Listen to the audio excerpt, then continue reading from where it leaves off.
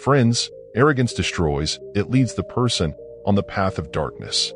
It prevents the person from seeing his shortcomings and gives him the false belief that he is superior to others. An arrogant person always claims to be better than others and never accepts his mistakes. This arrogance makes a person ignore the advice and criticism of others. He is not ready to listen to the opinion of others and always wants to work according to his own terms, depriving him of opportunities to learn and improve. Arrogance isolates a person because no one likes to stay around an arrogant person. Arrogance leads the person on the wrong path and pushes him towards destruction. Arrogance has many forms. It can manifest itself in the form of pride, arrogance, and a sense of superiority. It creates many problems in a person's life, spoils his relationships, and prevents him from succeeding. An arrogant person often hurts others, and he himself remains unhappy. Let's understand this through today's Buddhist story and also try to find out what is the solution to this and what can we do to control our arrogance. A long time ago, there was a small kingdom. A very rich merchant lived in that kingdom who lacked nothing. He had all the comforts and luxuries that he wanted. He also had a son who was now a young man. The merchant's son had not seen any sorrow in his life so far. Whatever he wanted, the merchant would get him everything, due to which he had not yet experienced any kind of sorrow in his life. That merchant's son also had many friends. He had wealth, money, he lacked nothing. But one day, the merchant suddenly fell ill, and before he knew it, his illness had completely overpowered him. The merchant was counting his last breaths. Now it seemed to the merchant that he would not survive. His end time had come. Therefore, he called his son to his side and said to him, "Son, you have only seen comfort till now. Whatever you wanted, I got everything for you. That's why you have not experienced sorrow yet. You don't even know what sorrow is, and this is what worries me, that when the clouds of sorrow hover over you, you won't be able to endure it. That's why I have called you here today. I just want to tell you at the last moment, be careful, after my death, your own will become the cause of your sorrows." Saying this, the merchant met his death. The merchant's son was very sad at the death of his father, but just then one of his friends came to him and consoling him said, "Friend, why are you crying? It's just your father who died, but you still have all this wealth, property, all these riches belong to you now. Now you can enjoy those things which you couldn't enjoy while your father was alive." Hearing this from his friend, he became very happy, and he had also realized that he had immense wealth, money, riches, with the help of which he could live his life happily. But because of this wealth and riches, he had also fallen prey to bad habits. He had developed the habit of taking all kinds of intoxicants. He would go wherever he wanted. Whenever he wished, he would call anyone to his house. Whether it was day or night, he would buy whatever he wanted because he had the wealth, and also his father's entire business was now in his hands, and he was very happy now. He was living his life according to his own will. One day he thought, "My father scared me for no reason that people will take advantage of me, will become my enemies, will become the cause of my sorrows, but now I'm enjoying my life even more. My days of happiness have come now. Whatever I couldn't do earlier, I'm capable of doing all that now." Thinking all this, there was no end to his happiness. He was very happy. Just then one day, a very big hospital was being constructed in that kingdom, and during the construction of that hospital, an announcement was made that whoever donates the maximum amount for this hospital, their name would be written in golden letters on a stone slab in that hospital. When his friend heard this, he came running to him and told him everything. Then the merchant's son decided that he would donate the maximum amount to the hospital, and he did just that, and it was also decided that his name would be written in golden letters on a stone slab in that hospital. But when he was returning home after donating, on the way he met a sage who was asking for food. At this, the arrogant businessman's son says, "You people just keep screaming for a meal, don't know where you come from, and why does God even create you? You people are filth, you don't deserve to live. Just to fill your stomach, for a meal, you bow down before anyone. If bowing is required, then bow before that God. Maybe he will forgive your sins and provide you a good life. Maybe he will even give you food." Saying this, the boy left from there scolding those sages. Slowly, the number of his friends, associates, and relatives near that boy started increasing. Now no one would do any work without asking him. Everything was asked only from him, which made the boy feel that nothing can happen without me now. Whatever happens, it's me. Due to which the boy's arrogance was now sky high. Everyone had won his heart over. All people had become his confidants. That boy had immense wealth, which is why everyone was connected to him. But this was something the boy couldn't understand. He wanted to show himself as great, but gradually, due to his bad habits, his business started failing. Before he knew it, one day he suffered a huge loss in business. His entire business was drowned in debt. Now he had become very worried, very concerned. He couldn't understand what had happened. Some time back I had immense wealth, and today I have a huge debt that I will have to repay. Just then he remembered the money he had loaned to his friends, associates, and relatives. He started asking all of them to return the money he had loaned, but no one returned his money. Instead, people scolded him and chased him away from there. He went to each one of them, but no one helped him at all. Before he knew it, everything of his was sold. Now he had nothing left. He was now on the streets. Then he started thinking, what will happen ahead? How will he eat? Where will he stay? And how will he sleep? His father's memories were haunting him. He kept remembering his father and crying. Tears were flowing from his eyes. But now it was very late, and he was also starting to feel hungry. Then he thought, I will go to that hospital where my name is written in golden letters on a stone slab. I will go there and ask for some help. He reached there and told the owner, do you recognize me? I am the one who donated the maximum amount to this hospital. And my name is written in golden letters on a stone slab of this hospital. Although right now my condition is a little bad and I don't even have any food. Can you give me some food? I am hungry. I am extremely hungry. My own people have betrayed me.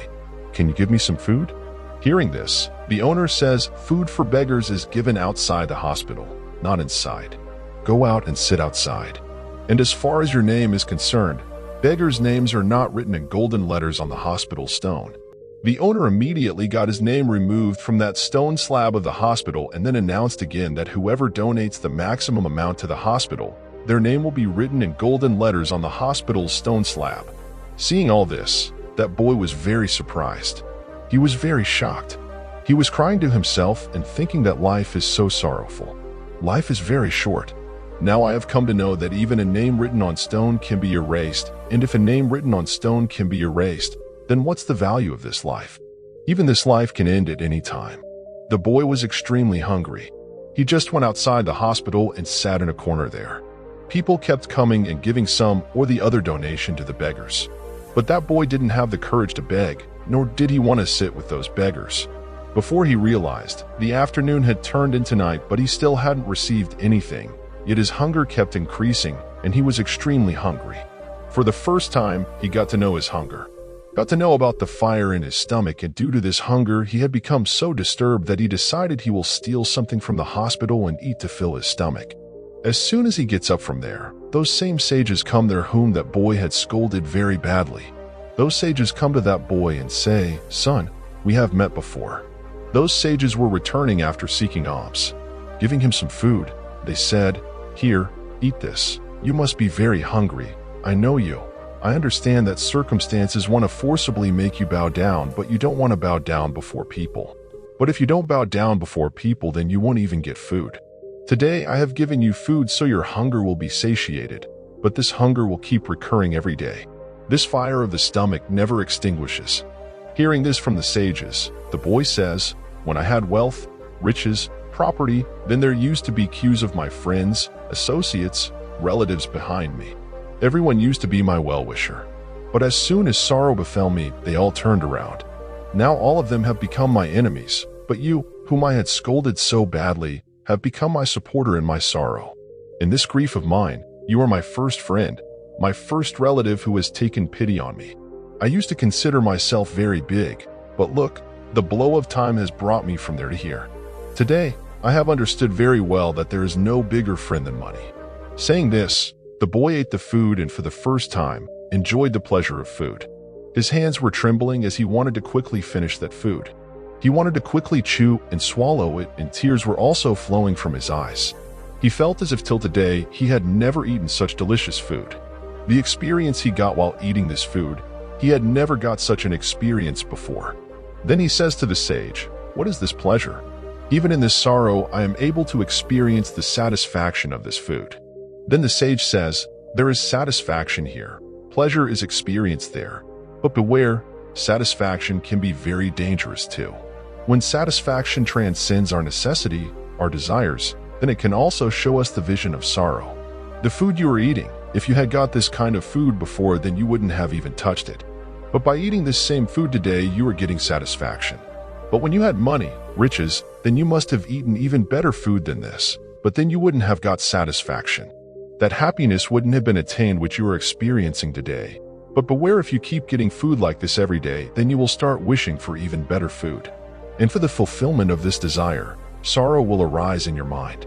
And when you fulfill this desire of your mind, then you will also attain happiness. But this happiness will come and go, and when in your life, food will keep coming and going like this, then you will move towards some other work or some other desire. Then you will want to fulfill some other desire. You will want to satisfy some other desire, and when that desire is not fulfilled, when you don't get satisfaction, then you will feel sad, troubled, agony, and this chain will keep moving forward like this. You will always run after happiness, but sorrow will keep running after you. When you want to catch happiness, it will want to catch you. Thus, this process will continue endlessly. Just then the sage takes out a pouch full of gold coins from his bag and places it in the boy's hands. Then the boy says to the sage, "Saint, where did you get so much money from? You are a renunciant." Then the sage tells the boy, "This money is yours. That day when you were scolding me and going towards your house, this pouch full of coins had fallen out of your pocket. I picked it up and kept it with me, thinking that when I meet you, I will return it to you. Since I have met you today after that day, I am returning it to you. Here, take it. It's yours." Hearing this, the boy says, "O sage, it's because of this very money that my friends, associates, relatives, even my relatives betrayed me. But you are the first person who in my bad times has supported me. My money has come back to me. I am grateful for your help. I will restart my business with this money and take that business to new heights." Then the sage says to that boy, "No one gives us sorrow. Rather, the reasons for sorrow are within us only. We ourselves cheat ourselves. Unfortunately, we keep getting confused. We don't realize whether we are doing right or wrong. And in this way, we keep getting trapped in the web of illusion, because in happiness, closing our eyes, we just want to enjoy that happiness. We don't want to pay attention to anything or anyone else. We don't want to know that life is sweet as well as bitter. There is truth as well as lies. In happiness, we only boost our ego. Ego takes a person on the wrong path and pushes them towards destruction, makes them blind. In contrast, if we see, humility is a quality that takes a person towards success. It connects them to others, helps them, and gives them the strength to accept their shortcomings. Giving up ego and adopting humility is the path to success and happiness. Hearing this, the boy says, "You are right. When I had wealth, riches, property, I had become blind then. I didn't pay attention to anything. It has come back to me from both my hands, and today when it's not with me, then I am realizing it's going away and now struggling with these sorrows. My eyes have opened now. I have also come to know now who is with me and who is against me, and this knowledge that I have attained through sorrow, I will keep this knowledge and learning with me. From now on, I will keep my eyes open." The moral we get from this story is that ego takes us towards destruction while humility takes us towards success and happiness. Therefore, we should always be humble and ready to learn. Humility is the path to success. Friends, I hope you have definitely learned something from today's video. So don't forget to share this video with friends by liking it, and do subscribe to the channel to enable us to bring you more such stories and messages. So let's meet again in another new story with another new message. Until then, take care.